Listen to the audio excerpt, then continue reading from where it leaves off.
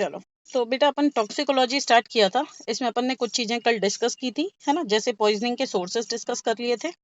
उसके बाद में क्लासिफिकेशन डिस्कस कर लिया था। मैंने बताया भी था कि क्लासिफिकेशन जो है वो बहुत ज्यादा इंपॉर्टेंट है।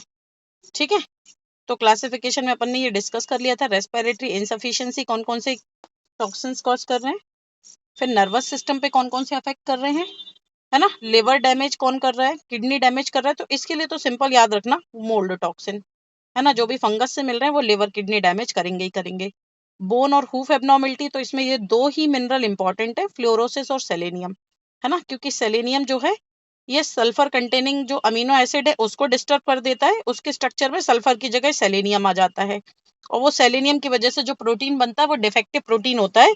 तो स्पेशली वो टिश्यूज जो कैरेटिन का फॉर्मेशन कर रहे हैं, है ना, कैरेटिन का फॉर्मेशन जैसे कि हॉर्न, हूफ, ठीक है ना, उसके अलावा हेयर वगैरह, तो वो टिश्यूज अफेक्टेड होते हैं जब सेलेनियम की टॉक्सिसिटी हो। तो ये बेसिकली सेलेनियम टॉक्सिसिटी जो है इसमें सल्फर कंटेनिंग अमीनो एसिड जो है सिस्टीन, है ना, फिर सिस्टाइन और फिर मिथियोनिन, ये तीन अफेक्टेड हो जाते हैं और इसकी वजह से बेसिकली एब्नॉर्मलिटी देखने को मिलती है।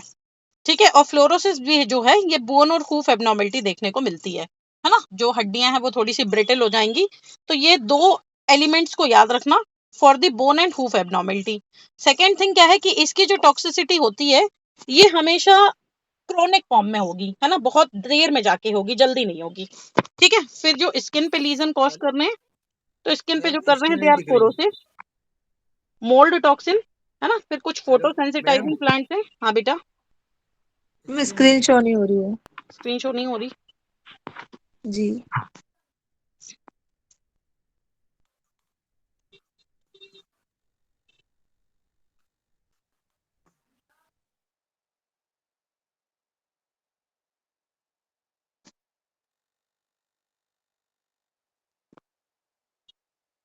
अभी हो रही है? Yes ma'am. हाँ,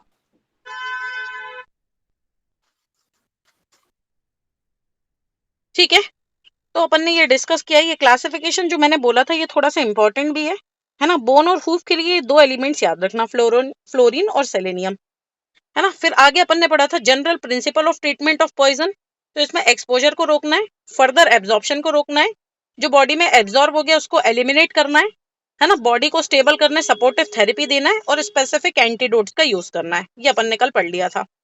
ठीक है, इसमें अपन ने पढ़ा था कुछ स्पेसिफिक जो एंटीडोट्स अपन यूज करते हैं वो, है ना।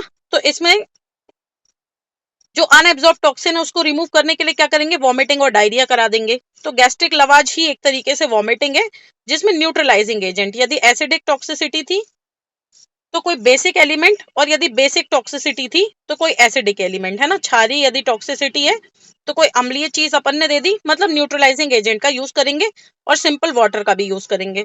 उल्टी कराने के लिए अपन यूज करेंगे एमिटिक्स का, जिसमें मोस्ट कॉमन है कॉमन सॉल्ट, जिसको अपन यूज करते हैं। इसके अलावा मैंने एक और ड्रग बताया था एपिकाक, है ना, ये एक प्लांट से मिलता है, एपिका सिफेला कहूना, है ना। इसका नाम नहीं भी याद रखोगे तो चलेगा, लेकिन एपिकाक याद रखना कि ये वॉमिटिंग एजेंट है ना। इससे अपन कुत्ते बिल्ली में वॉमिटिंग करा देते हैं।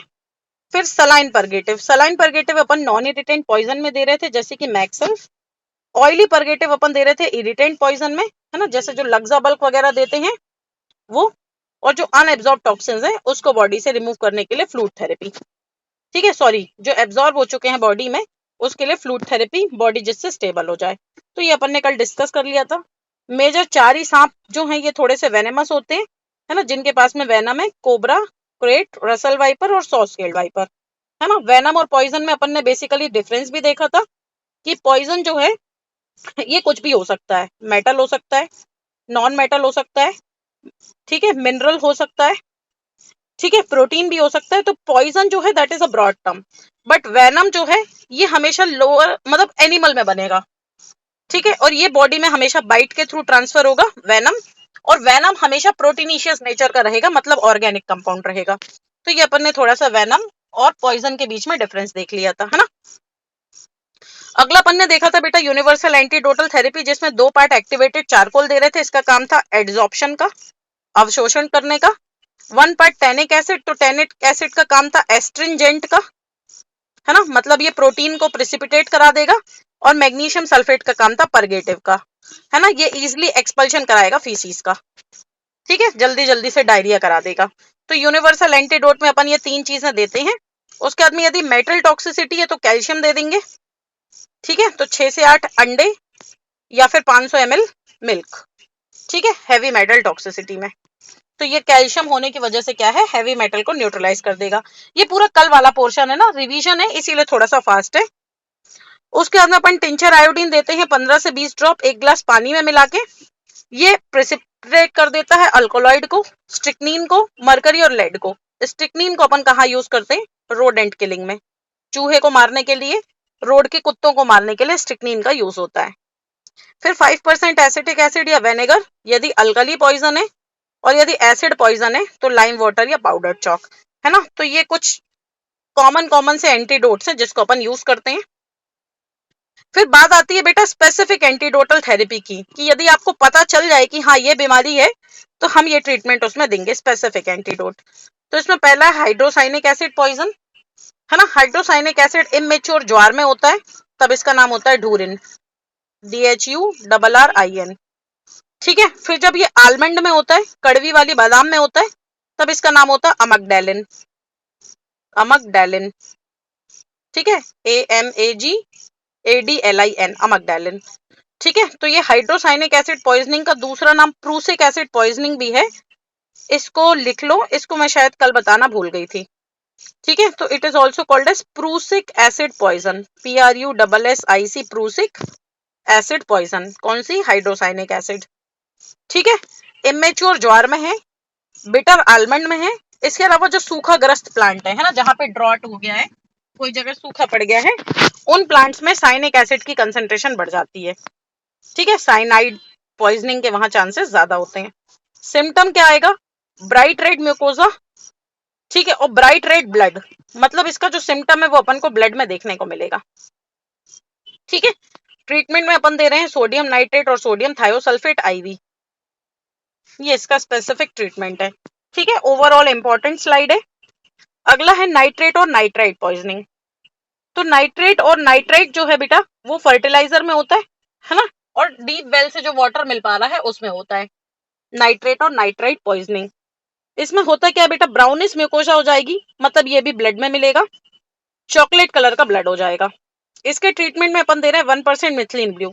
अब नाइट्रेट के ट्रीटमेंट में तो नाइट्रेट देंगे नहीं, इसीलिए साइनाइड ट्रीटमेंट में नाइट्रेट दे रहे हैं और नाइट्रेट में मिथिलीन ब्लू दे रहे हैं, ठीक है, ताकि पेपर में कंफ्यूज ना हो, क्योंकि इन्हीं दोनों में कंफ्यूजन होगा, नाइट्रेट और साइनाइड में। तो नाइट्रेट में नाइट्रेट नहीं ही देंगे, है ना।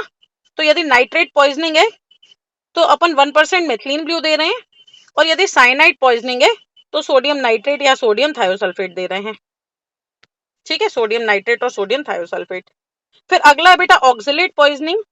तो ऑक्सलेट मिलता कहाँ है, ये पैडी फील्ड में मिलता है, ठीक है, जहां पे धान वगैरह उगाई हुई है उन फील्ड्स में मिलता है। इसके अलावा फंगस जो है एस्परजिलस नाइजर, वो भी ऑक्सलेट प्रोड्यूस करती है ना। कल मैंने ऑक्सलेट का स्ट्रक्चर जब बताया था तो ये बताया था कि ये कैल्शियम को या अदर मेटल को चीलेट कर लेता है, ठीक है। इसके ऊपर 2 नेगेटिव चार्ज होते हैं, और जिस भी चीज में कोई चार्ज हो, पॉजिटिव चार्ज हो नेगेटिव चार्ज हो, वो अपनी सेल को डैमेज करता है ना। तो ये सेल इंजुरी कराता है, उस इंजुरी से प्रिवेंट करने के लिए इसको खाना क्या है, मेटल। तो हम बाहर से मेटल दे दें, है ना। तो मेटल में जो हम बाहर से दे सकते हैं वो सबसे सस्ता मेटल है कैल्शियम, जो बॉडी में टॉक्सिसिटी भी नहीं करेगा और ऑक्सलेट को एक तरीके से इसकी भूख भी मिटा देगा।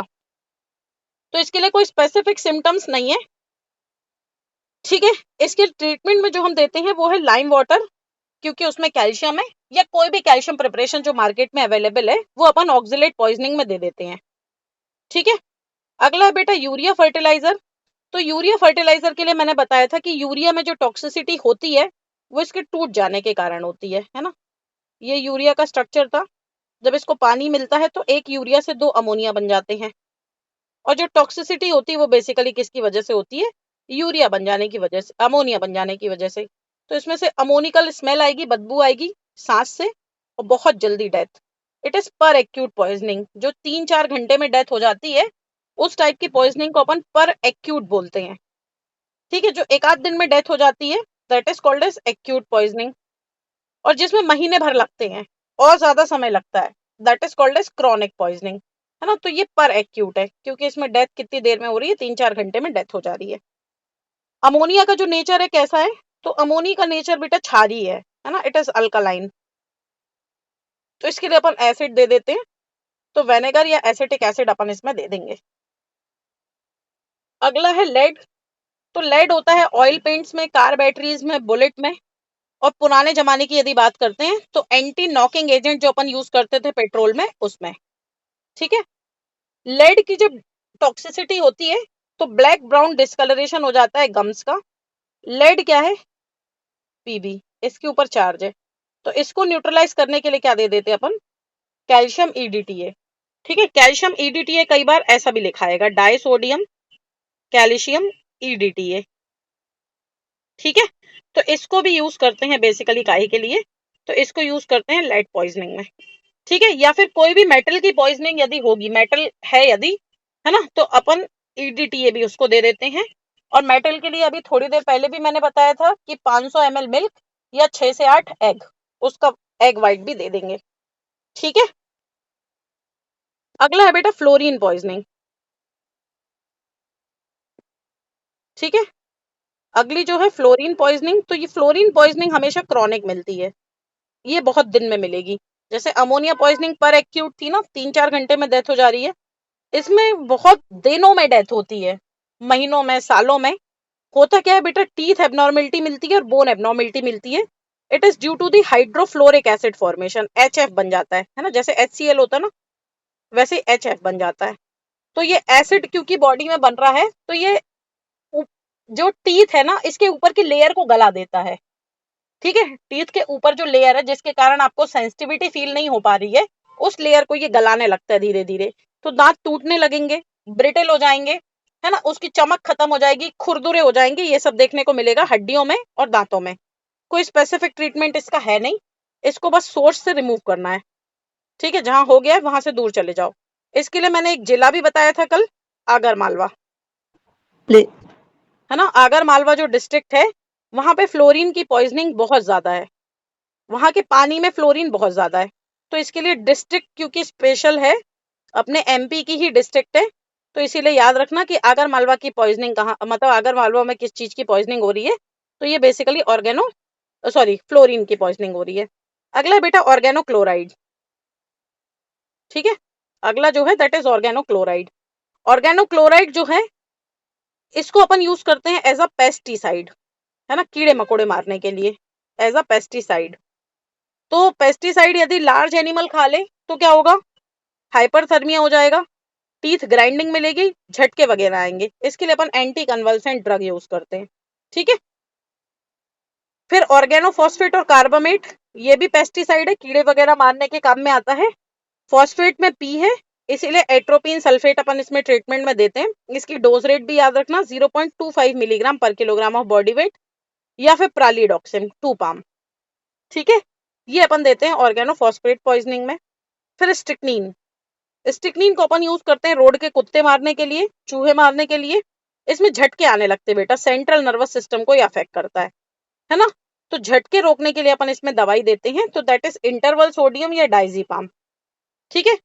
इंटरवल सोडियम या डाइजीपाम वो अपन इसमें भी देते हैं, ऑर्गेनो क्लोराइड में भी देते हैं, इंटरवल सोडियम या फिर डाइजीपाम। फिर स्नेक बाइट, तो स्नेक बाइट यदि हो जाएगी तो इन 4 स्नेक की वजह से ही वेनम फैलता है, और कोई सांप में वेनम होता नहीं है। ठीक है। जैसे रैट स्नेक की बात करोगे तो उसमें वेनम नहीं है। ठीक है। चेकर्ड कीलबैक की बात करोगे तो वेनम नहीं है। तो बस इन्हीं 4 सांपों में वेनम है ना। जबकि अपने MP में ही 38 प्रजाति पाई जाती है सांप की, उसमें किसी में जहर नहीं होता। यदि इनकी बाइट होती है तभी जहर फैलता है, तो इसके लिए पॉलीवैलेंट एंटी वेनम आता है। पॉलीवैलेंट मतलब इन चारों का एंटी वेनम उसमें मिक्स होगा, है ना। एंटी वेनम बनता किस एनिमल में है, तो एंटी वेनम बनने के लिए जो एनिमल था दैट इज हॉर्स, है ना। हॉर्स की बॉडी में थोड़ा थोड़ा सा वेनम इंजेक्ट करते रहते हैं, और फिर बाद में उसका ब्लड निकाल के उसका सीरम कलेक्ट कर लेते हैं, वो सीरम में एंटी वेनम रहता है। ठीक है। तो ये कुछ स्पेसिफिक एंटीडोटल थेरेपी है जिसकी अपनी कल बात हुई थी। ओवरऑल बहुत इंपॉर्टेंट है, क्योंकि इसके ऊपर क्वेश्चंस आते ही रहते हैं। ठीक है। ये भी आता है कि ये कहाँ पे इफेक्ट कर रहा है, कहाँ पे इफेक्ट कर रहा है। जैसे अभी अपन ने देखा था कि जब अपन ने बात की थी हाइड्रोसाइनिक एसिड की, तो ये ब्लड में अफेक्ट कर रहा है, ठीक है, इसके इफेक्ट ब्लड में मिलेंगे। नाइट्रेट के इफेक्ट ब्लड में मिलेंगे, ठीक है। ऑक्जेलेट का कोई स्पेसिफिक तो नहीं है, लेकिन इससे झटके वगैरह आने लगते हैं, तो सेंट्रल नर्वस सिस्टम में एक तरीके से इफेक्ट देखने को मिलता है। इसके अलावा मस्कुलर सिस्टम में, है ना, पैरालिसिस वगैरह भी देखने को मिलता है। यूरिया, तो यूरिया बेटा ब्लड में जाने की वजह से ही अफेक्ट होता है, ठीक है, लेकिन अल्टीमेटली ये ब्लड में नहीं मिलता है। इसका जो इफेक्ट मिलता है वो किस में मिलता है, ब्रेन में मिलता है, डेथ हो जाती है, ठीक है।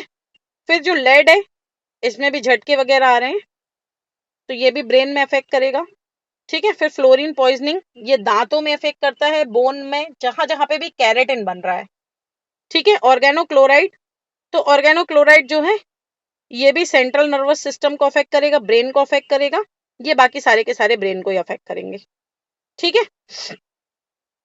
ये मैंने स्लाइड छुड़वा दी थी, ये स्लाइड कोई काम की नहीं है।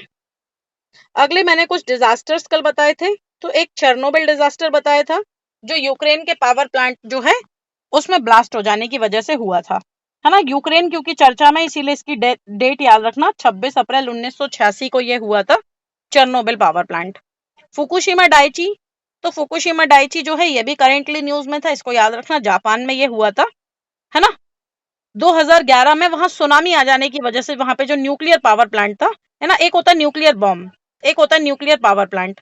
न्यूक्लियर पावर प्लांट बेटा वो जगह है जहां पे बिजली बनती है ना, और न्यूक्लियर बॉम्ब वो है जो अपन दूसरे देशों से लड़ने वड़ने के लिए काम में ला सकते हैं, ठीक है। तो Fukushima Daiichi nuclear power plant था, मतलब यहाँ बिजली बनती थी, वहां पे सुनामी आने की वजह से ये डिजास्टर हो गया था, ठीक है। बहुत ज्यादा डेथ हुई थी, 16,000 लगभग डेथ हुई थी।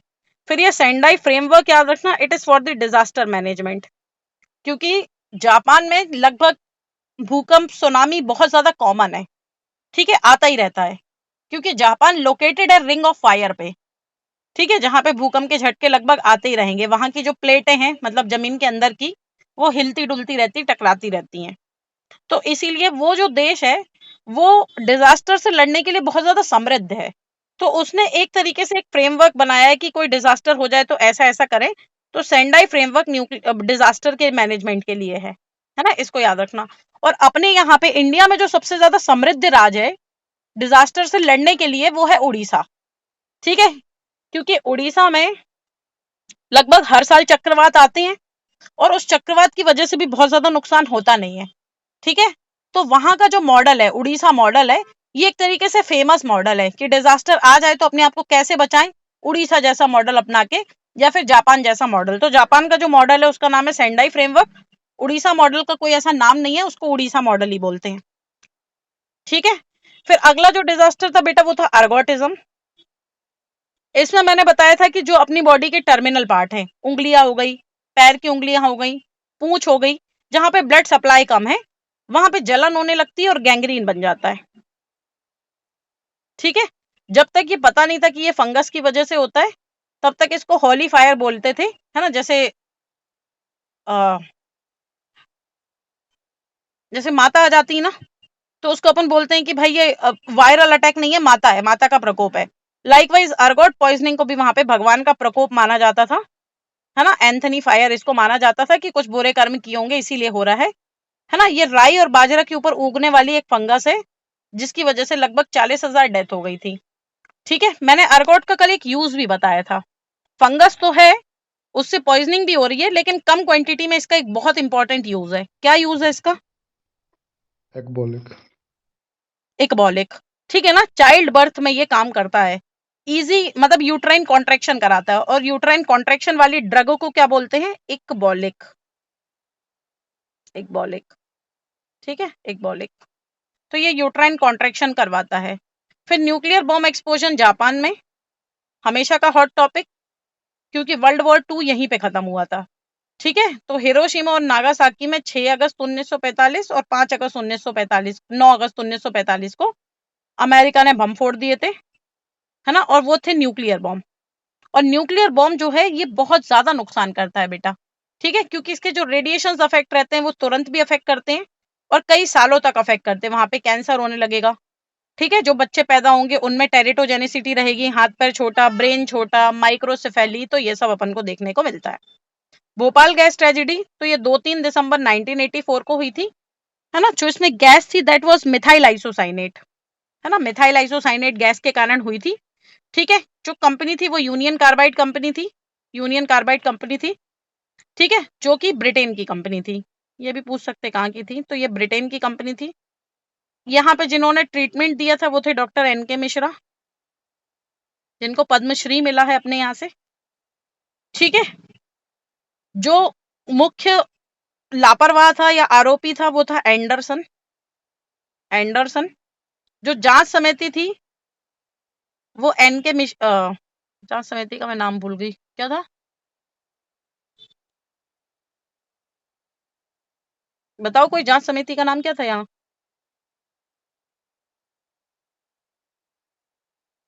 याद नहीं आ रहा है मुझे। और इनको राहत देने के लिए जो ऑपरेशन चलाया गया था ये मैं कल बताना भूल गई थी, दैट वाज ऑपरेशन फेथ। हाँ बेटा, एनके सिंह कमेटी। हाँ NK Singh committee. NK Singh committee. हाँ हाँ, NK Singh committee. NK Singh committee ने यहाँ पे जांच की थी कि किस वजह से ये बीमारी, मतलब ये डेथ हुई है। और यहाँ के लोगों को जो राहत देने के लिए एक ऑपरेशन चलाया था जिसमें मुआवजा दिया गया था, वहां पे फूड वगैरह डिस्ट्रीब्यूट किया गया था, जिनके यहाँ डेथ हो गई थी उन लोगों को कुछ दिया गया था। उसके लिए जो ऑपरेशन था दैट वाज ऑपरेशन फेथ। ठीक है, इसको मैं कल बताना भूल गई थी, इसीलिए ऑपरेशन फेथ इसमें मेंशन कर लो। ठीक है, चलो आगे चलते हैं बेटा। क्लासिफिकेशन ऑफ पॉइजन, यहां से अपन को स्टार्ट करना है। कल तक अपन ने स्पेसिफिक एंटीडोटल थेरेपी और कुछ पर्टिकुलर डिजास्टर्स तक खत्म कर लिए थे, है ना। कुछ पर्टिकुलर डिजास्टर और स्पेसिफिक एंटीडोटल थेरेपी अपन ने खत्म कर ली थी। आगे अपन देख रहे हैं क्लासिफिकेशन ऑफ पॉइजन, तो जो एंजाइम को अफेक्ट करेंगे, जिनकी वजह से डेथ हो जाएगी।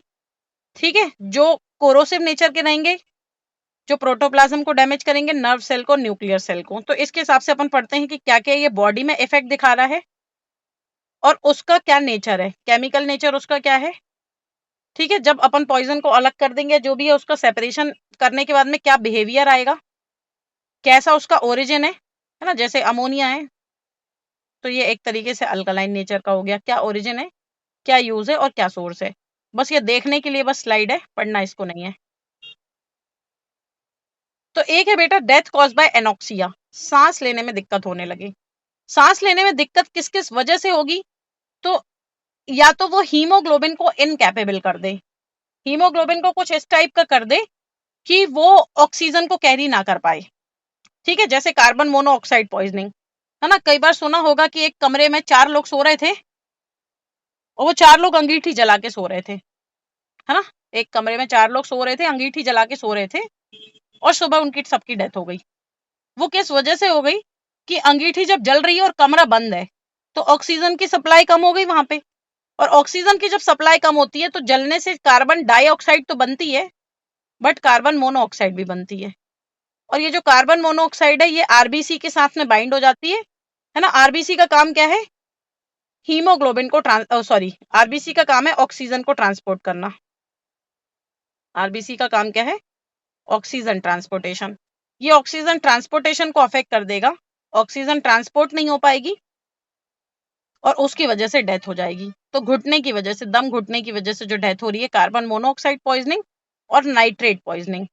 ठीक है, नाइट्रेट में भी जो ऑक्सीजन है वो कैरी नहीं कर पाता है हीमोग्लोबिन, हीमोग्लोबिन इनकैपेबल हो जाएगा। ब्राउन कलर का ब्लड हो जा रहा था ना, ब्राउन कलर का जो ब्लड बनता है उसकी वजह से, मतलब that is called as met haemoglobin, met haemoglobin.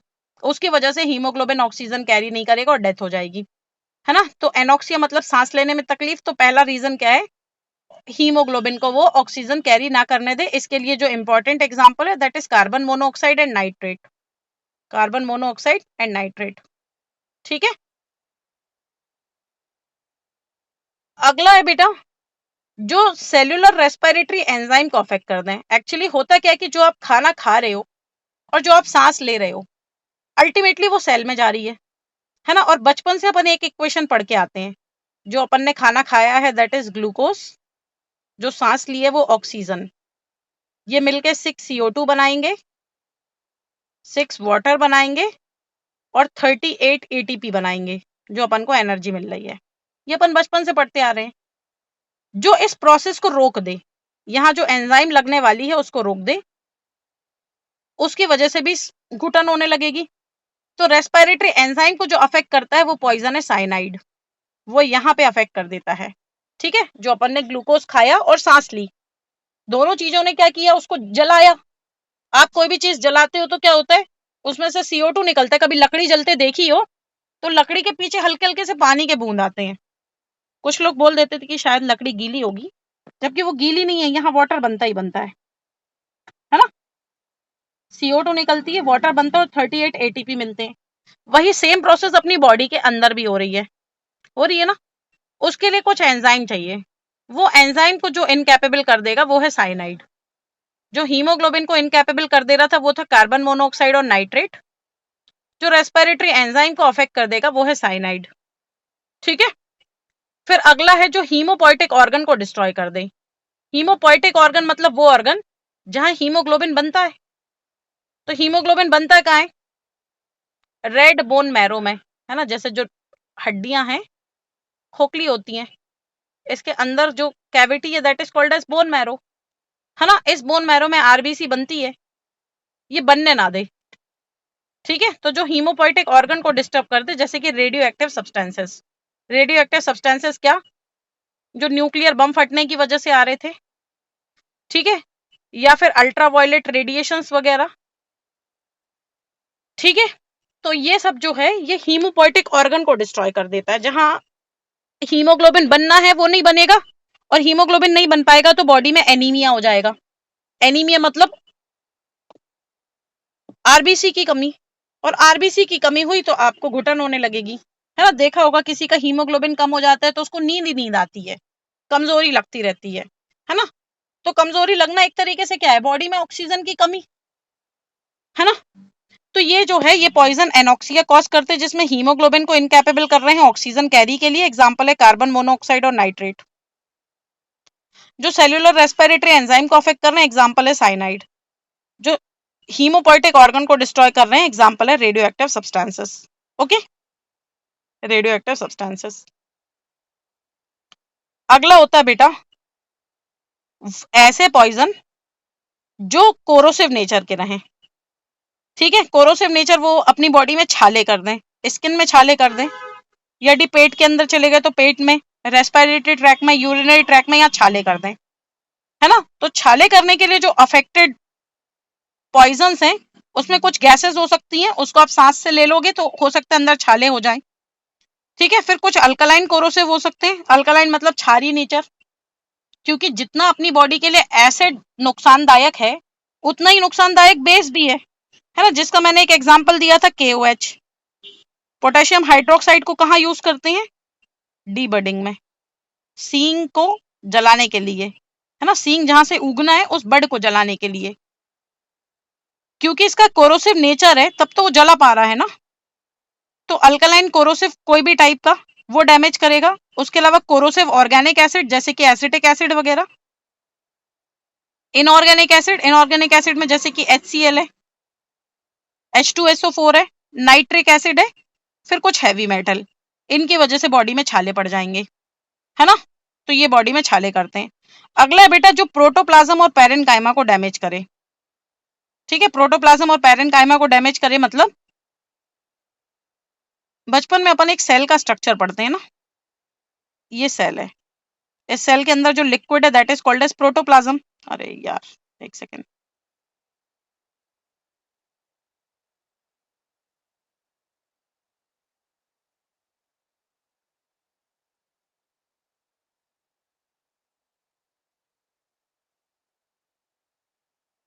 Cell के अंदर जो लिक्विड है वो प्रोटोप्लाज्म है। ठीक है, उस प्रोटोप्लाज्म को और पैरेन्काइमा को जो डैमेज करेगा, है ना। तो एग्जांपल इसका फास्फोरस पॉइजनिंग और कार्बन टेट्राक्लोराइड पॉइजनिंग। ठीक है, इनकी वजह से क्या होगा, सेल के अंदर का जो लिक्विड है कैपिलरी है वहां पे इरिटेशन होने लगेगा, सेल फट जाएगी। अगला है जो नर्वस सिस्टम को अफेक्ट करे, चक्कर अक्कर आने लगे, है ना, जैसे कि हिप्नोटिक्स, ठीक है, नार्कोटिक्स, एनेस्थेटिक, अल्कोलॉइड, ठीक है, अल्कोहल, कुछ ग्लाइकोसाइड्स। तो ये नर्वस सिस्टम को अफेक्ट करेंगे, या तो झटके आने लगेंगे, या पैरालिसिस हो जाएगा, या बॉडी कोमा में चली जाएगी, तो इस टाइप के कुछ जो सब्सटेंसेस हैं वो नर्वस सिस्टम को अफेक्ट करते हैं। तो एनॉक्सिया जो कर रहे हैं, जो हीमोग्लोबिन को अनकैपेबल कर दें, रेस्पिरेटरी एंजाइम को अफेक्ट कर दें, हीमोपोइटिक ऑर्गन को अफेक्ट कर दें। फिर बॉडी में छाले करने वाले कुछ एजेंट्स जैसे कि इनऑर्गेनिक ऑर्गेनिक एसिड, अल्कली, कोई हैवी मेटल, कोई इरिटेंट गैसेस। फिर जो प्रोटोप्लाज्म और पैरेनकाइमा को डैमेज कर रहे हैं तो फास्फोरस और कार्बन टेट्राक्लोराइड। इसके अलावा जो नर्वस सिस्टम को अफेक्ट कर रहे हैं तो नार्कोटिक, एनेस्थेटिक्स, अल्कोहल, कुछ अल्कोलॉइड्स, ग्लाइकोसाइड्स, है ना। अगला है बेटा बेस्ड ऑन केमिकल और फिजिकल नेचर। उसका नेचर कैसा है? तो ऑर्गेनिक हो सकता है। ऑर्गेनिक यदि वो कार्बन हाइड्रोजन से मिलके बना है, जैसे कि कार्बन टेट्राक्लोराइड, ठीक है। फिर इनऑर्गेनिक, इनऑर्गेनिक जैसे कि HCl, H2SO4, है ना, nitric acid, hydrochloric acid, sulphuric acid, nitric acid, ठीक है, फॉस्फोरिक एसिड, ये सब। फिर गैशियस पॉइजन जो सांस लेने से चला जाएगा, जैसे कि कार्बन मोनोऑक्साइड, ठीक है, कार्बन मोनोऑक्साइड है। उसके बाद में जो भी चीज सांस के थ्रू जा पा रही है वो, ठीक है। फिर नॉन नाइट्रोजिनस और नाइट्रोजिनस सब्सटेंसेस, है ना, कुछ ऑर्गेनिक पॉइजन जैसे कि ऑर्गेनोक्लोराइड है, ऑर्गेनोफॉस्फेट है, जिसको अपन एज अ पेस्टिसाइड यूज कर रहे हैं, ठीक है। तो पहला अपन ने देखा कि बॉडी पे क्या क्या इफेक्ट दिखा रहे हैं, उसके हिसाब से जो सांस लेने में दिक्कत कर रहे हो, जो इरिटेंट नेचर दिखा रहे हो, जो प्रोटोप्लाज्म और पैरेनकाइमा को डैमेज कर रहे हो, और जो नर्व सेल और फाइबर को अफेक्ट कर रहे हो, ठीक है ना। अगला है बेस्ड ऑन केमिकल और फिजिकल नेचर। तो ऑर्गेनिक पॉइजन है, इनऑर्गेनिक है, गैशियस है, ये पढ़ने का कोई जरूरत नहीं है, ठीक है। फिर ये बस मैं बता दे रही हूँ, इसको पढ़ने की जरूरत नहीं है। फिर बेस्ड ऑन सेपरेशन, ठीक है, क्या क्या प्रोसीजर उसमें हो रही है, तो कैसे कैसे वो बन रहे हैं, ये उसकी प्रोसीजर हो गई। फिर ये कहाँ कहाँ से मिल रहे हैं, तो प्लांट से, एनिमल से, फाइटोटॉक्सिन्स, ठीक है। फिर एंटी माइक्रोबियल, एंटी कॉक्सीडियल, जो अपन ड्रग यूज करते हैं दवाइयों को बीमारी के ठीक करने के लिए, जब उसी की ओवरडोजिंग हो जाती है तो बॉडी में टॉक्सिसिटी करता है ना। इसके अलावा नेचुरल है या मैन मेड है। तो ये वाली जो स्लाइड है बहुत ज्यादा काम की नहीं है, इसके पहले वाली स्लाइड ये इंपॉर्टेंट है, ठीक है। एनॉक्सिया कौन कर रहा है, ये इंपॉर्टेंट है, इसको याद रखना है। हीमोग्लोबिन को इनकैपेबल कर रहा है कार्बन मोनोऑक्साइड और नाइट्रेट। रेस्पिरेटरी एंजाइम को अफेक्ट कर रहा है साइनाइड। हीमोपोइटिक ऑर्गन को जो अफेक्ट कर रहा है वो है रेडियो एक्टिव सब्सटेंसेस, ठीक है। फिर नर्वस सिस्टम को जो अफेक्ट कर रहे हैं हिप्नोटिक्स है, नार्कोटिक्स है, एनेस्थेटिक, अल्कोहल, कुछ अल्कोलॉइड्स, ये सब, ठीक है। अगला है बेटा गाइडलाइन की, तुम किसको बताओगे कि हाँ ये बहुत ज्यादा टॉक्सिक है, ये थोड़ा कम टॉक्सिक है, इसको थोड़ा और ले सकते हो, है ना। तो उसकी कंसंट्रेशन बॉडी में कितनी है, जाने पे वो नुकसान कर रहा है, उसके हिसाब से डिसाइड होता है कि वो कैसा टॉक्सिन है।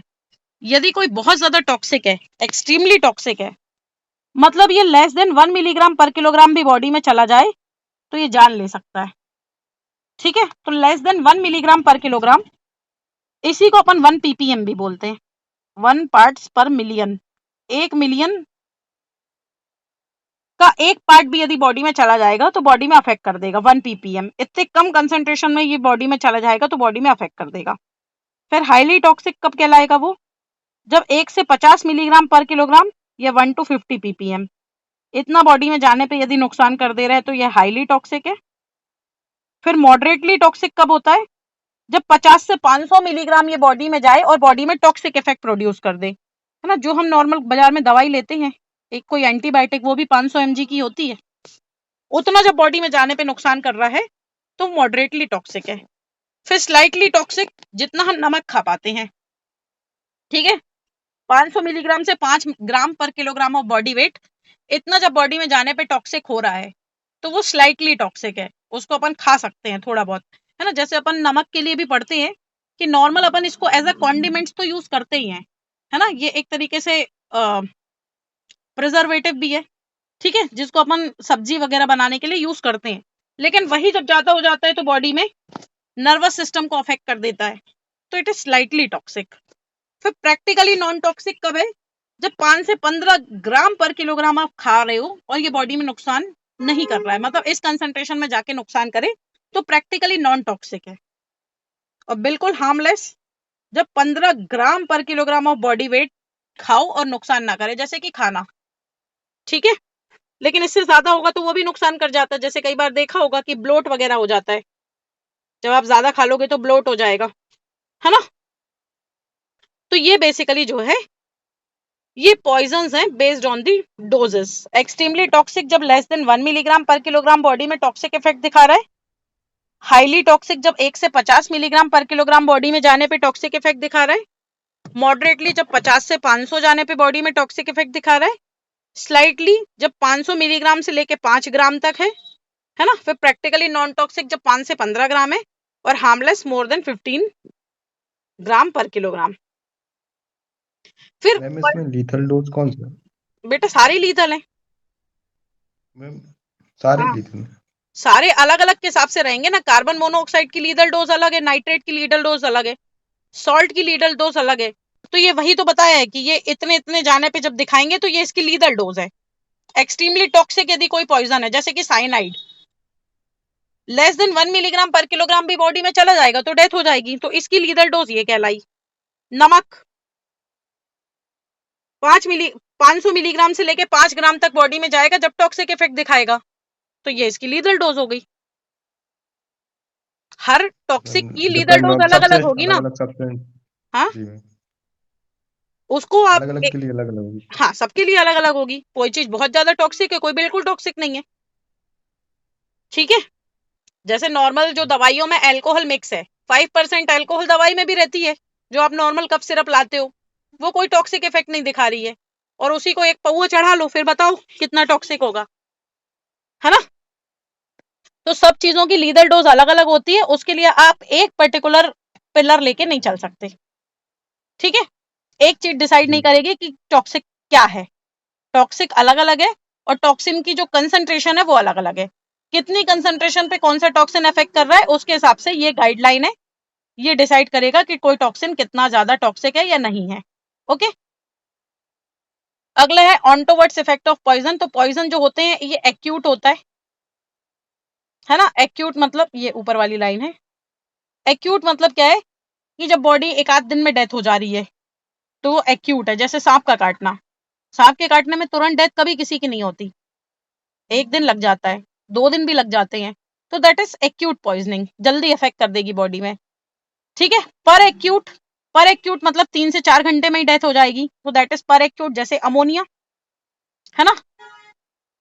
फिर पिक्चरों में तो साइनाइड देखा ही होगा, पोटेशियम साइनाइड, मुंह में रखो डेथ हो गई, पता ही नहीं चला। फिर सब एक्यूट पॉइजनिंग जिसमें 4-5 दिन लग जा रहे हैं डेथ होने में, बॉडी पहले सीरियस हो जाएगी, बच भी सकता है नहीं भी बच सकता है, तो दैट इज सब एक्यूट। और क्रॉनिक जिसको होने में महीनों लग जा रहे हैं वो क्रॉनिक है। ठीक है। तो पर एक्यूट मतलब 3-4 घंटे में डेथ, 1 दिन भी नहीं लेगा वो। एक्यूट मतलब दिन भर में डेथ, एक आध दिन में डेथ, बचने के भी चांसेस हैं, उतने में आप हॉस्पिटल पहुंच सकते हो, प्रॉपर ट्रीटमेंट ले सकते हो, है ना। सब एक्यूट पॉइजनिंग जिसमें 3-4 दिन लग रहे हैं, धीरे धीरे बॉडी को वो डैमेज कर रही है, धीरे धीरे नर्वस सिस्टम काम करना बंद कर देगा। जैसे कि ऑर्गेनोक्लोराइड वगैरह जो पेस्टिसाइड्स हैं, है ना, टीथ ग्राइंडिंग होगी, बॉडी में झटके आएंगे, 2 दिन लग जाएंगे डेथ होने में, तो दैट इज सब एक्यूट। और क्रॉनिक मतलब महीनों लगेंगे, जैसे कि फ्लोरीन, ठीक है, सेलेनियम, इसमें बॉडी में खुर खराब हो जाएंगे, खुर झड़ जाएगा, सेकेंडरी बैक्टीरियल इन्फेक्शन हो जाएगा, हड्डियां कमजोर हो जाएंगी, महीनों सालों लग जाएंगे डेथ होने में, तो दैट इज क्रॉनिक। ओके। अगला एलर्जी। ये बॉडी में एलर्जी, कोई एलर्जेंस होते हैं जो सबके लिए अलग अलग होते हैं। ठीक है। जैसे कुछ लोगों को एलर्जी होती है पॉलन ग्रेन से, जैसे ही फूलों वाला सीजन आता छींकने लग जाते हैं, तो वो उसके लिए टॉक्सिक हो गया।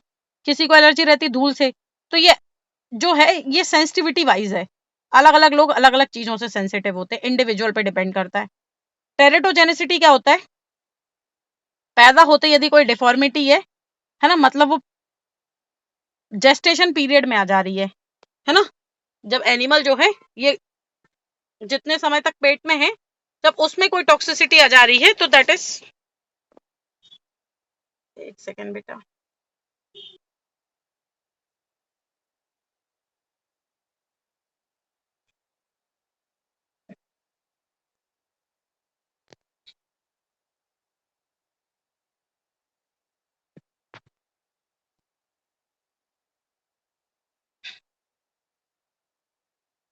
ठीक है। तो टेरेटोजेनिसिटी होता है जब जेस्टेशन पीरियड में, है ना, जब गर्भ में कोई समस्या आ जा रही है तो वो कहलाती है टेरेटोजेनिक इफेक्ट। जैसे कि उसका ब्रेन छोटा हो, माइक्रोसेफेली हो जाए, ठीक है, हाथ स्क्रीन पैर नहीं दिख छोटे। रही। स्क्रीन नहीं दिख रही? नहीं मैम।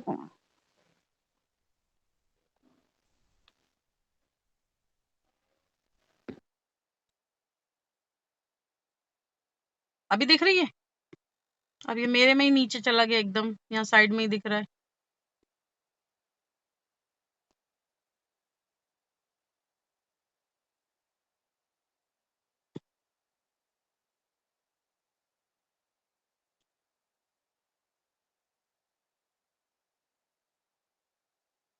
अभी दिख रही है?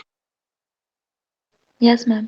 हाँ, तो टेरेटोजेनिक इफेक्ट क्या होता है? जब गर्भ के समय पे कोई बीमारी आ जाए, है ना, जैसे बच्चा जब पैदा हो रहा है उसके पहले उसका दिमाग छोटा हो जाए, उसके हाथ पांव छोटे हो जाएं, एक पैर छोटा हो जाए, एक पैर बड़ा हो जाए, है ना, तो ये मतलब मालफॉर्म्ड उसमें बच्चे बनते हैं, और उस टाइप के बच्चे को अपन फीटल मॉन्स्टर बोलते हैं। ठीक है, हेड किसी किसी का बहुत बड़ा निकलता है, किसी के हेड में ऊपर जो हड्डियां हैं वो बनती नहीं है, बाद में भी जाके नहीं बनती है, हार्ट सॉफ्ट ही रह जाता है। ठीक है, तो ये टेरेटोजेनिक इफेक्ट है जो गर्भ काल के दौरान यदि किसी बच्चे में आ जा रहे हैं तो उसके लिए कुछ टेरेटोजेनिक ड्रग्स होते हैं जिसकी वजह से होगा, जैसे थैलिडोमाइड और कॉल्चिसिन, ये 2 ड्रग के नाम याद रखना, ये टेरेटोजेनिक ड्रग है। ठीक है, गर्भ काल के दौरान यदि माँ उससे अफेक्टेड हुई है तो बच्चे में ये अफेक्ट दिखाएंगे, जो बच्चा पैदा होगा वो ऊटपटांग विकृतियों के साथ पैदा होगा। ठीक है, फिर कार्सिनोजेनिसिटी जो कैंसर कर देगा, म्यूटाजेनिसिटी जो डीएनए को चेंज कर देगा।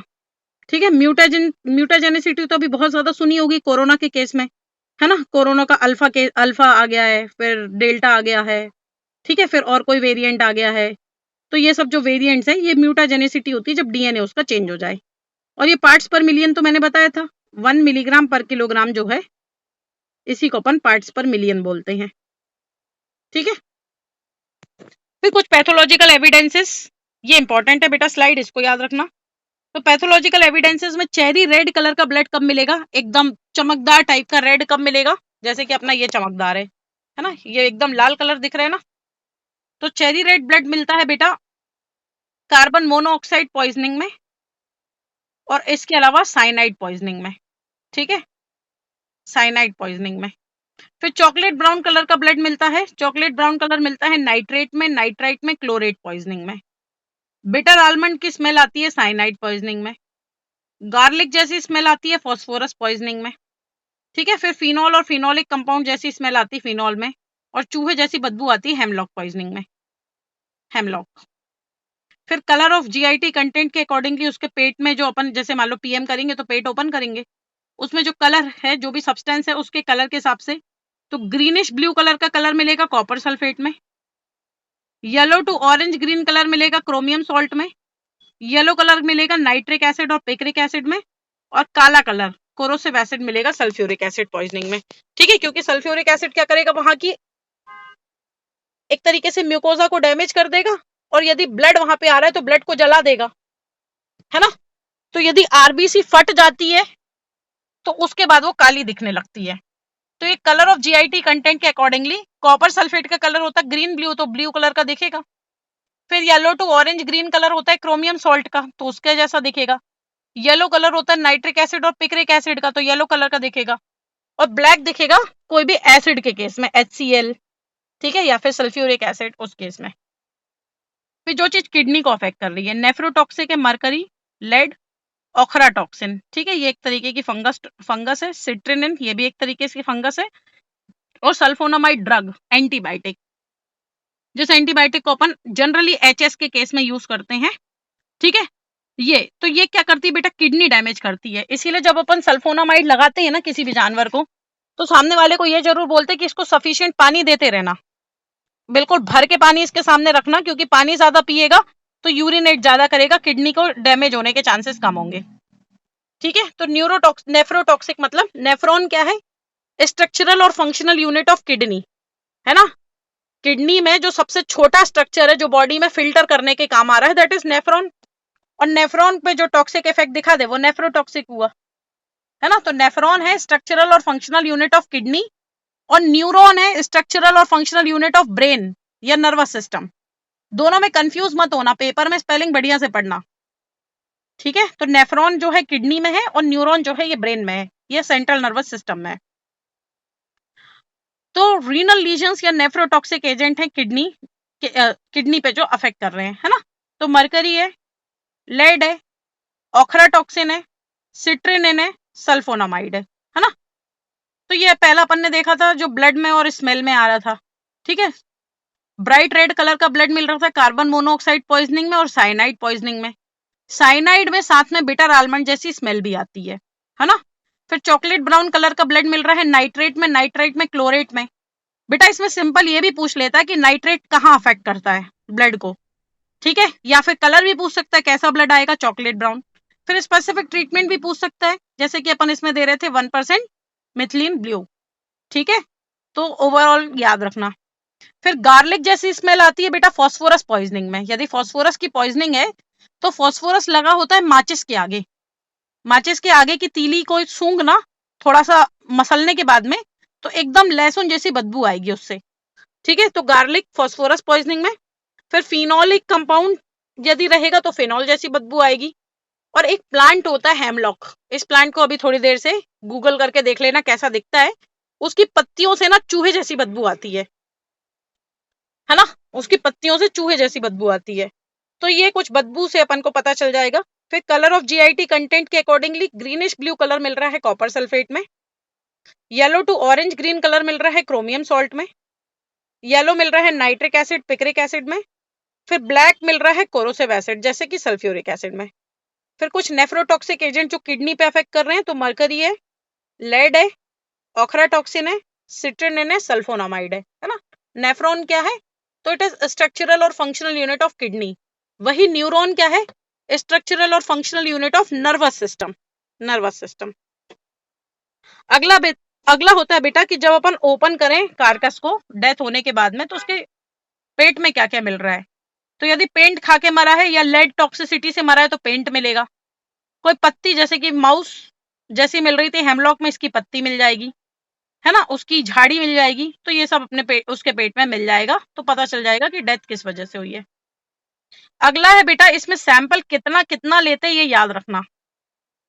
ब्लड लेते हैं 5 से 10 ml। ब्लड किस किस चीज में लेंगे, तो जनरली पेस्टिसाइड वगैरह की पॉइजनिंग में अपन ब्लड लेते हैं। अभी एक इंपॉर्टेंट इंसिडेंस हुआ है, यदि सुना हो तो, गाम्बिया में कफ सिरप से 66 बच्चों की डेथ हो गई। सुना है क्या, सुना है नहीं सुना है? अरे मेरी आवाज आ रही है? नहीं सुना मैम। तो गाम्बिया में 66 बच्चों की डेथ हो गई। तो वो जो 66 बच्चों की डेथ हुई है ना बेटा, वो कफ सिरप में इथिलीन ग्लाइकोल होने की वजह से हुई है ना। जो बच्चों के लिए कफ सिरप यूज होते हैं उसमें अपन बच्चों से क्या बोलते हैं, दवाई कड़वी नहीं है बेटा, मीठी है, पी लो।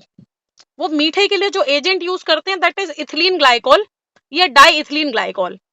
इसकी जब कंसंट्रेशन ज्यादा हो जाती है ना, तो ये ब्रेन को भी डैमेज करता है और किडनी को भी डैमेज करता है, ठीक है। एक तरीके का अल्कोहल है, मतलब ब्लड में मिल जाएगा। तो इन पॉइजनिंग में अपन ब्लड लेते हैं। इथिलीन ग्लाइकोल इसीलिए अलग से बता रही हूँ क्योंकि अब भी इससे 66 बच्चों की डेथ हुई है गाम्बिया में। हुई ज्यादा की भी होगी लेकिन रिपोर्टेड 66 है, ठीक है। तो कफ सिरप में जो एजेंट था वो इथिलीन ग्लाइकोल था। इसकी जगह जो यूज कर सकते हैं वो है propylene glycol. Propylene glycol comparatively कम टॉक्सिक होता है, ठीक है, लेकिन सस्ता इथिलीन ग्लाइकोल है, इसीलिए इसको याद रखना। फिर सीरम, तो सीरम को भी 5 से 10 ml लेते हैं। यूरिन को 50 ml लेते हैं। ये सिंपल पूछ लेता है कि कोई भी अपन को सैंपल भेजना है तो कितना लेंगे। फीसिस को 250 ग्राम लेना है, वॉमिटस को 250 ग्राम लेना है, बाल को 5 से 10 ग्राम लेना है, ठीक है। फिर लिवर कितना लेना है, तो 100 ग्राम लेना है। लिवर 100 ग्राम लेना। लिवर लेंगे किसमें, लिवर को याद रखना थोड़ा सा, मेटल के लिए, पेस्टिसाइड के लिए, अल्कोलॉइड के लिए, फिनॉल के लिए और कुछ फंगस के लिए, इसके लिए अपन लिवर लेते हैं, ठीक है। फिर किडनी में 100 ग्राम या फिर एक किडनी। स्टमक कंटेंट में 100 ग्राम, रूमेन कंटेंट स्टमक कंटेंट 500 ग्राम और रूमेन कंटेंट 500 ग्राम। इसके अलावा फैट 250 ग्राम, आंख में पूरी की पूरी आंख और ब्रेन में पूरा का पूरा ब्रेन। ये अपन लेते हैं कितना कितना, सैंपल के लिए भेजना है। ठीक है, सिंपल पूछ लेंगे कि भाई तुमको एक कार्कस मिला या फिर एनिमल जिंदा है ना, उसमें ये टॉक्सिसिटी मिल रही है, तो ब्लड कितना भेजोगे? 5 से 10 ml। वॉमिटिंग कितनी भेजोगे? 250 ml। हेयर्स कितने भेजोगे? 5 से 10 ग्राम। यूरिन कितना भेजोगे? 50 ml। ठीक है, इसको याद रखना कि किसको कितना भेज रहे हैं। और लिवर के लिए ये याद रखना कि लिवर अपन मेटल टॉक्सिसिटी में भेजते हैं, पेस्टिसाइड में भेजते हैं, अल्कोलॉइड में भेजते हैं, फिनॉल में भेजते हैं, कुछ माइकोटॉक्सिन्स में भेजते हैं। ठीक है,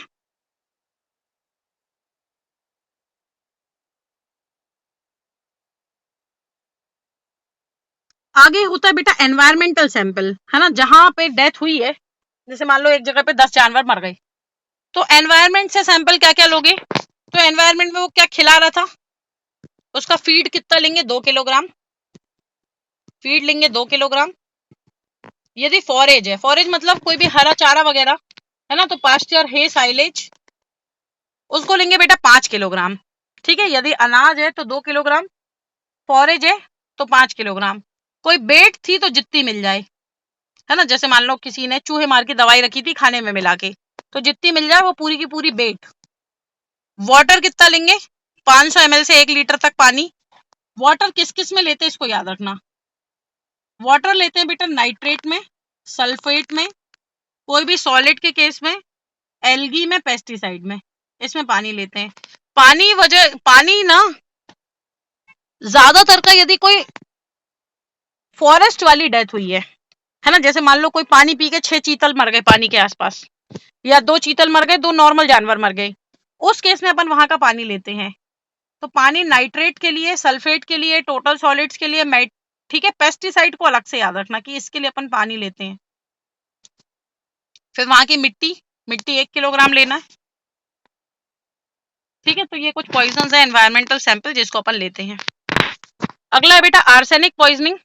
आर्सेनिक पॉइजनिंग में सिर्फ सोर्स याद रखना काहे में मिल रही है। आर्सेनिक मिलता है बेटा वुड लिक में, जो दीमक के लिए अपन यूज करते हैं ना, दीमक ना लगे उसके लिए अपन वहां पेंट कर देते हैं, स्प्रे कर देते हैं। ठीक है, तो उसके लिए अपन आर्सेनिक पॉइजनिंग के लिए वुड प्रिजर्वेटिव में होता है। उसके अलावा चूहे मारने के लिए एक दवाई आती है, उसमें भी आर्सेनिक होता है। तो चूहे मारने के लिए एक अपन ने अभी स्ट्रिक्नीन पढ़ा था। अगला जो है आर्सेनिक। इसके अलावा जो डिपिंग होती है ना, जो शीप होती है उसको नहलाने के लिए एक डिपिंग टैंक बनाते हैं, कभी पढ़ा होगा। तो डिपिंग टैंक में भी आर्सेनिक होता है। तो ये एक ऐसा टैंक होता है, इसमें पानी भरा होता है, यहाँ शीप को भेजते हैं, शीप इसमें डूबती है, डूब के यहाँ से बाहर निकल जाती है। यहाँ 5 मिनट के लिए खड़ी रहती है ताकि पूरा का पूरा डिप जितना बह रहा है वो पूरा अंदर आ जाए, फिर वो बाहर चली जाती है। उसमें भी बेटा आर्सेनिक होता है। तो आर्सेनिक के सिर्फ सोर्सेज याद रखना, ठीक है, और डीप वेल वाटर में होगा। आर्सेनिक से पूरी बॉडी में इन्फ्लेमेशन हो जाता है, एलिमेंट्री ट्रैक में हेमरेज, लंग्स में हेमरेज, हार्ट में हेमरेज, प्रोवेंट्रिकुलस ग्रिजार्ड में हेमरेज, सब जगह हेमरेज हो जाएगा, पूरी बॉडी में हेमरेज होता है। तो ये हेमरेज तो ठीक है, पता रहेगा। आर्सेनिक के सिर्फ सोर्सेज याद रखना कहां कहां से मिल रहा है। तो वुड प्रिजर्वेटिव में जो दीमक कीमक मारने के लिए, आर्सेनिकल रेड पॉइजनिंग है चूहा मारने के लिए, ठीक है, फिर बेट है और कोई जानवर को मारने के लिए, ठीक है, फिर डिपिंग बाथ में जिसमें अपन शीप को नहला रहे हैं, और यदि पानी उससे कंटेमिनेट हो जाए, डीप वेल वाटर जो है उससे कंटेमिनेट हो जाए, पूरी बॉडी में हेमरेज मिलते हैं। तो एलिमेंट्री ट्रैक मतलब जो अपना फूड वाला ट्रैक है उसमें मिलेगा, लंग्स में मिलेगा, ठीक है, हार्ट में, पेरिटोनियम में, किडनी में, लिवर में, सब जगह पे हेमरेज मिलते हैं। ओके, याद रखने की जरूरत नहीं है। और फिर अल्टीमेटली हेमरेज होने के बाद में वहां पे नेक्रोसिस हो जाएगी, बाद में डेथ हो जाएगी। ठीक है, डायग्नोसिस बहुत ज्यादा इंपॉर्टेंट नहीं है। ठीक है, ट्रीटमेंट में क्या देना है, वॉमिटिंग करा देनी है, गर्म पानी देके गैस्ट्रिक लवास दे देना है। कार्निवोरस यदि एनिमल है तो उसमें अपन एनिमा दे देंगे, रेक्टम से पानी भरेंगे फिर बाहर निकाल देंगे।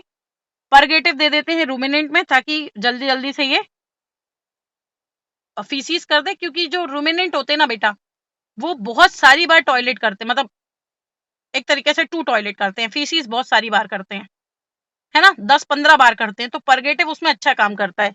जबकि जो कार्निवोरस एनिमल रहते हैं ना बेटा वो 1-2 बारी फीसिस जाते हैं। ठीक है, तो कार्निवोरस एनिमल 1-2 बारी फीसिस जा रहे हैं तो इसकी वजह से उसमें अपन एनीमा दे देते हैं और परगेटिव रूमिनेंट में दे देते हैं, क्योंकि कई बार लेट्रिन जाएंगे तो उसके थ्रू जो है जो भी पॉइजन था वो निकल जाएगा। ठीक है, फिर डेमिलोसेंट देते हैं ताकि रिड्यूस कर सकें एरिटेंट। डेमिलोसेंट क्या होता है, कई बार देखा है मुंह में छाले हो जाते तो हम उसमें हल्दी और घी लगवा देते हैं या फिर ग्लिसरीन लगवा देते हैं ताकि सूदिंग इफेक्ट आ जाए, इरिटेशन ना हो, है ना, छाले की वजह से बहुत ज्यादा इरिटेशन ना हो, उसको अपन डेमिलोसेंट बोलते हैं। ग्लिसरीन वगैरह, ठीक है, छालों पे जो चीज लगवा देना या पिलवा देना वो डेमिलोसेंट है। उसके अलावा आरबीसी डैमेज हो रही है, पूरी बॉडी में हेमरेज है, तो फेरिक हाइड्रोक्साइड दे देते हैं ताकि आरबीसी उसकी बॉडी में बनी रहे।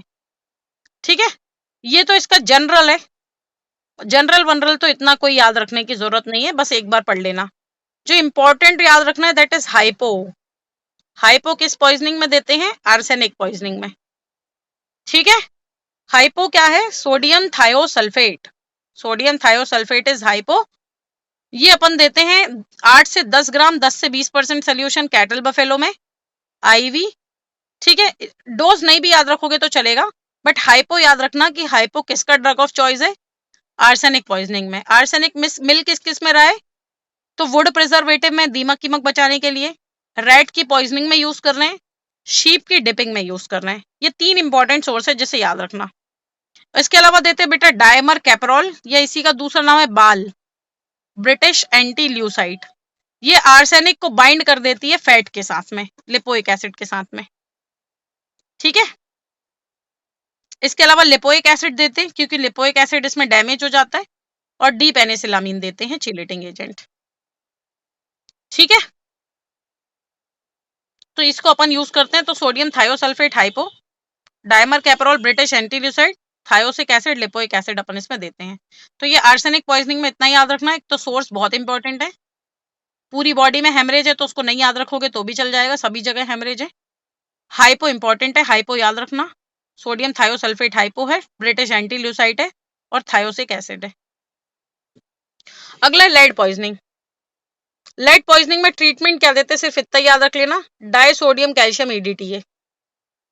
Disodium calcium EDTA.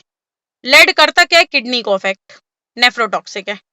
ठीक है, तो किडनी को अफेक्ट कर रहे हैं, डाइसोडियम कैल्शियम ईडीटीए देना है। उसके अलावा विटामिन B1 देना है, विटामिन B1। ठीक है, विटामिन B1। फिर झटके वगैरह आएंगे तो झटके और सेरेब्रल इडिमा तो ये सब कॉमन है, इसको नहीं भी पढ़ना है। Disodium calcium EDTA it is for the lead और अदर मेटल, किडनी को डैमेज करता है, बस इतना याद रखना। मरकरी पॉइजनिंग, तो मरकरी में बेटा एग वाइट देते हैं, एक्टिवेटेड चारकोल देते हैं और डी पेनिसिलामीन देते हैं। ठीक है, बस। आयरन पॉइजनिंग में, तो आयरन पॉइजनिंग में बेटा याद रखना डेस्फेरोक्सामीन, डेस्फेरोक्सामीन। उसके अलावा विटामिन सी।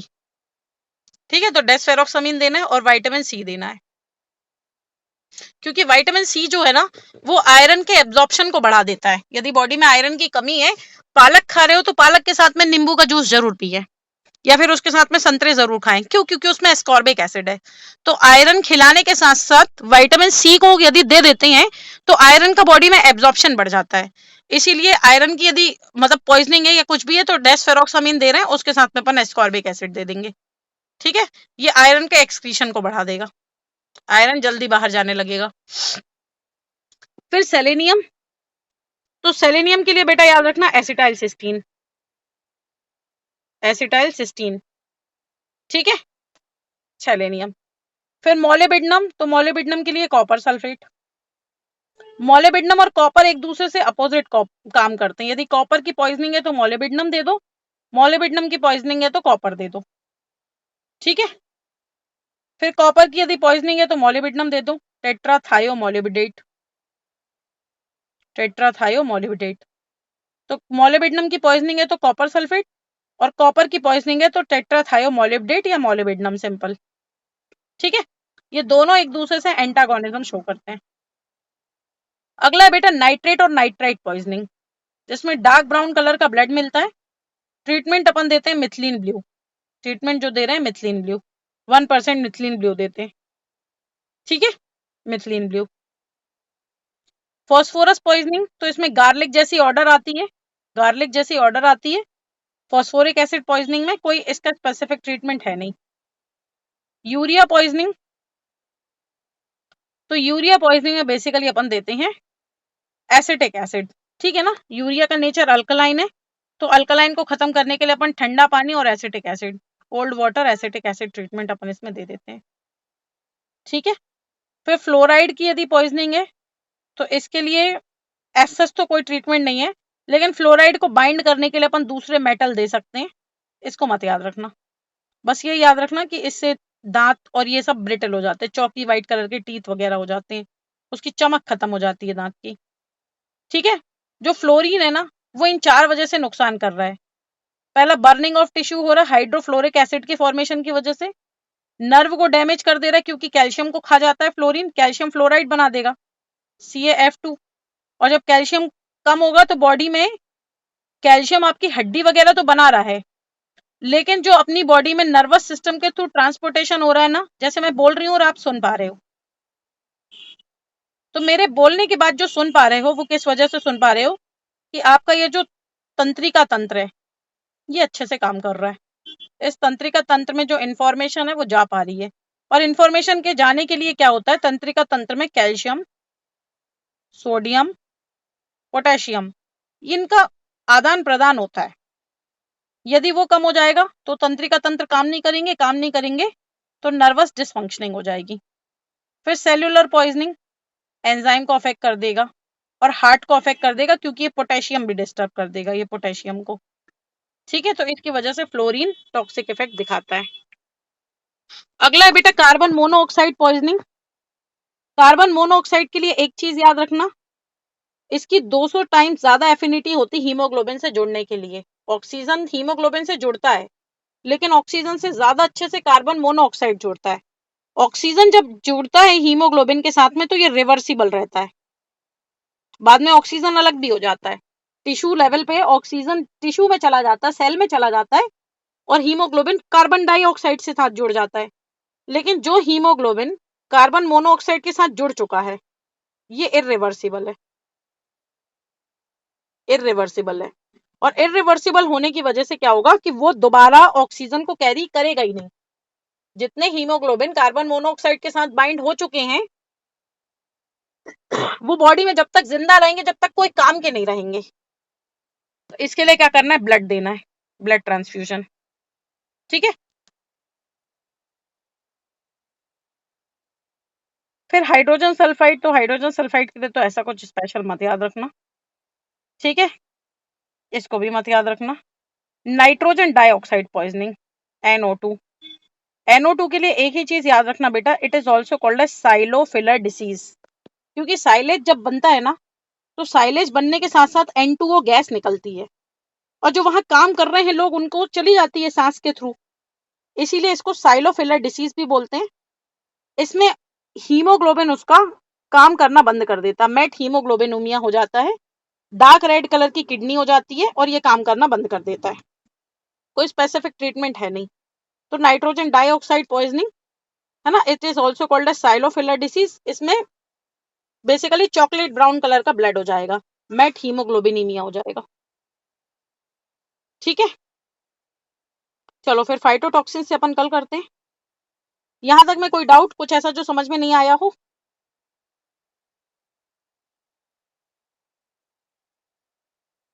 कल ये खत्म हो जाएगा, टॉक्सिसिटी वाला पोर्शन कल खत्म हो जाएगा, ठीक है।